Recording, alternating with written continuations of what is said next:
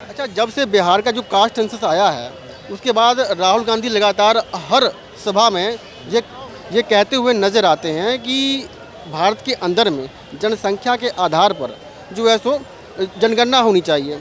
आप युवा हैं, आपको क्या लगता है? सर अगर आप देखो पूरी पैन इंडिया जातिवाद के ही आधार पे वोट डलता है।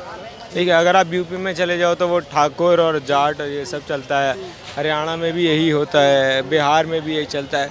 तो इट्स बेटर ना कि आप दोनों तरफ फिर ये कर ही लो अप्लाई करने में क्या दिक्कत है। अगर आप एक जाति के नाम पे वोट मांग सकते हो तो आप जाति के नाम पे उनको अधिकार क्यों नहीं दे सकते? अधिकार भी जायज़ बनता है ना। अधिकार अगर आप उसके वोट मांगने के लिए तो आप उनको बताते हो कि आप ब्राह्मण हो, आप शूद्र हो, आप ये हो, आप वो हो, SC ST में आते हो, OBC में आते हो। लेकिन क्या होता है, अब जैसे इंडिया में क्या चल रहा है, बीजेपी क्यों अपोज कर रही है इसको? इंडिया में 53% ऑफ वोटर्स जो हैं वो OBC है। टोटल अगर आप ब्राह्मण हटा दो तो 85% ऑलमोस्ट जो है वो जो लोअर कास्ट पिछले वर्ग से जो कहते हैं, पिछली जो कास्टिज्म जो बैकवर्ड कास्ट होती है उससे आती है। मुश्किल से मुश्किल 2-4% है जो ब्राह्मण है। ठीक है, लेकिन आप क्या करते हो, साथ ही साथ में मनुस्क्रिप्ट जो मनुवाद है उसको आप फॉलो करते हो। अगर आप मनुवाद को फॉलो करोगे तो मनुवाद में तो फिर अगर आप मनुवाद को ले आओगे तो ब्राह्मण नीचे आ जाएगा। अगर कास्टिज्म आ जाएगा, कास्टिज्म से तो मनुवाद ख़त्म हो जाएगा ना। क्योंकि मनुवाद में तो ये लोग जो 70-80% जो लोग हैं जो भी बैकवर्ड में आते हैं वो लोग पॉपुलेशन वाइज तो ज़्यादा है ना, तो उनको उनका बेनिफिट नहीं मिल रहा, मिल तो वो ब्राह्मण्स को रहा है। तो वो चीज़ का जो डिफरेंस है उस चीज़ को कवर अप कर रही है कांग्रेस अभी। मुझे ये बताइए, अब जैसे बिहार की पॉलिटिक्स में जनसंख्या के ऊपर जो जनगणना हुई है तो अब वहाँ पर ये एक बात उठाई जा रही है कि हीन भावना भी पैदा हो गई है कि हमारी जनसंख्या ज़्यादा है, भूमियारों की, ब्राह्मणों की जनसंख्या कम है। ठीक है ना, तो एक आपस में एक हीन भावना पैदा हो गई है। आपको लगता नहीं है क्या? हीन भावना पैदा नहीं हो गई है। देखो आप ये देखो 2014 से पहले मैं बता रहा हूँ हिंदू मुसलमान और ये सब बातें होती भी नहीं थी। ठीक है, अब वो इतनी हाइप कर दी गई है। ये पता है किसकी सरकार में, ये सबको पता है किसने करी है। तो ये इतनी हाइप अप करने की जो काम करा वो किसने करा? बीजेपी ने। बीजेपी अब उसका भुगतान करेगी। अब आपने ये देखा कि 100 लोग हैं, 100 में से 20 मुसलमान हैं, उन्हें हटा दो, 80 है। अब वो 80 में इन्होंने क्या सोचा था कि 80 के 80 हम पकड़ के बैठ जाते हैं और हम जी मेजॉरिटी पे वोट करेंगे। पहली बात तो वो सबसे इंसान दोगला है जो सिर्फ मेजॉरिटी पे काम करता है। ठीक है, आप मेजॉरिटी पे ही काम करोगे तो आप तो क्या कर रहे हो? आप तो ये दिखा रहे हो तुम ज़्यादा, हम तुम्हारे साथ खड़े हैं, और तो कुछ कर नहीं रहे। अभी यही चीज़ जाके पाकिस्तान में अगर बीजेपी को भेज दिया जाए तो मुसलमान के साथ खड़ी हो जाएगी। अगर बीजेपी को पाकिस्तान में पार्टी बना दी जाए बीजेपी, तो मुसलमान के साथ खड़ी हो जाएगी क्योंकि वहाँ मुसलमान ज़्यादा हैं। ये तो काम ही यही कर रही है, तो मेजॉरिटी पकड़ रही है। ये काम नहीं कर रही है, मेजॉरिटी पकड़ रही है।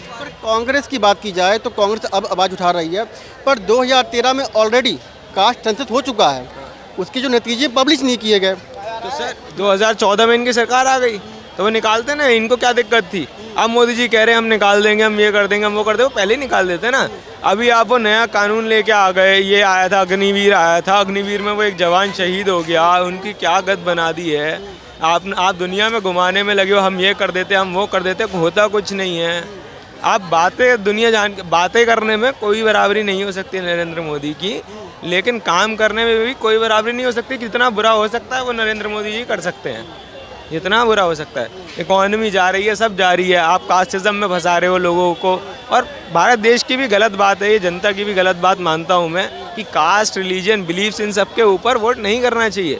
वोट करना चाहिए कि भाई काम क्या हो रहा है, हमारे यहाँ का रोड बना नहीं बना, हमारे को नौकरी मिली नहीं मिली, इन्फ्लेशन बढ़ रही है, GDP बढ़ रही है, इन सब चीज़ों पे वोट होना चाहिए। अब आदमी भी तो वही कर रहा है ना कि भाई वोट ही धर्म के आधार पे दे रहा है, तो वो भी धर्म के आधार पे बंटवारा कर रहे हैं। आपको उस चीज़ में आप एक नेता क्या करता है? आप एक सिंपल सी बात बताओ, नेता क्या करता है? नेता नौकरी करने आता है। आप कहीं नौकरी करने जाओगे अगर तो क्या करोगे? उस नौकरी का वो आपसे काम मांगेगा। अगर आप काम नहीं करोगे तो आप उसे निकाल दिए होगे ना वहाँ से। तो वही चीज़ नेतागिरी में क्यों नहीं होती है? क्यों? क्योंकि नेतागिरी में आप ना आदमी को भगवान बना देते हो।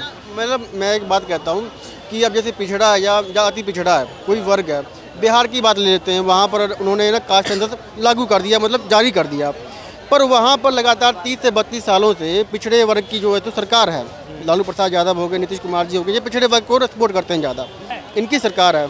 तो आपको क्या लगता है कि पिछड़ा अति पिछड़ा वर्ग बिहार के अंदर में ऊपर उठा है अगर ऐसी बात होती जनसंख्या के ऊपर जो ना, सर मेरे को ये तो इसका तो एग्जैक्टली डेटा मेरे को नहीं पता है कि क्या है या क्या नहीं है, वरना मैं आपसे ज़रूर शेयर करता। बट हाँ देखो, अगर कोई भी लोअर, मैं पिछड़ा अति पिछड़ा वर्ग, मैं कास्टिज़म पे बिलीव नहीं रखता हूँ उस चीज़ में। मैं पिछड़े वर्ग में जो जिनको मानता हूँ वो है जो लोअर क्लास होते हैं एज एन फाइनेंशियली। अगर आप फाइनेंशियल बेस पे देखोगे और उनको ऊपर करोगे, आप ऐसा थोड़ी है कि हर ब्राह्मण करोड़पति है और ऐसा भी नहीं है हर शूद्र गरीब है। तो उस चीज़ को अगर देखा जाए तो वो ज़्यादा बेटर रहेगा मेरे हिसाब से। लेकिन क्या है, मेंटालिटी लोगों की वही है कि वो वहीं तक रुके हुए अभी। चलिए अभी भी एक रीसेंट इंटरव्यू था, मतलब 5-7 महीने पहले का कुछ इंटरव्यू था, या पता नहीं साल भर हो गया होगा, यूपी इलेक्शंस की बात है। तो रवीश कुमार जी यूपी गए हुए थे, तो वहाँ पे कोई नेता थे, उनके वो थे वहाँ के पंचायत के कोई हेड थे, उनके साथ वो बैठे हुए थे। तो वो टेबल्स पड़ी, खाट बिछी हुई थी, तो खाट पे बैठे हुए थे। तो सडनली एक आदमी आता है और आके वो ज़मीन पे बैठ जाता है। तो रवीश कुमार जी ने उससे पूछा कि आप ये नीचे क्यों बैठ गए हो? तो बाद में वो बोलता है कि मैं शूद्र हूँ। वो डिनाई कर जाता है कि ऐसा ये लोग चलता नहीं है, ये बोलते। चलता है अक्सर गांव में। गलत विचारधारा है लोगों की कि एक छोटी जात के आदमी को आप नीचे रखते हो। उस बेचारे की क्या गलती की वो इस जाति में पैदा हो गया? उस बेचारे की क्या गलती वो हिंदू बन गया या वो मुसलमान बन गया? अब अगर एक हिंदू पाकिस्तान में पैदा हो जाए तो उसकी गलती है क्या? या फिर एक मुसलमान भारत में पैदा हो जाए तो उसकी गलती है? ऐसा तो कुछ हो नहीं सकता ना। उसको तो नहीं पता था ना वो कहाँ पैदा हो रहा है, तो आप उसको उस चीज़ में क्यों डिवाइड करते हैं? हाँ, जो आदमी गलत कर रहा है, चाहे वो किसी भी धर्म का हो, चाहे वो हिंदू हो, चाहे वो मुसलमान हो, चाहे वो सिख हो, चाहे वो ईसाई हो, पारसी हो, कोई भी हो, अगर वो गलत कर रहा है तो वो गलत ही है। देखो, उसकी गलत की कोई डेफिनेशन नहीं होती और उस आदमी का कोई धर्म और जाति नहीं होती। आपको क्या लगता है कि देश के अंदर में जनसंख्या के आधार पर जो है सो आंकड़े आने चाहिए या नहीं आने चाहिए?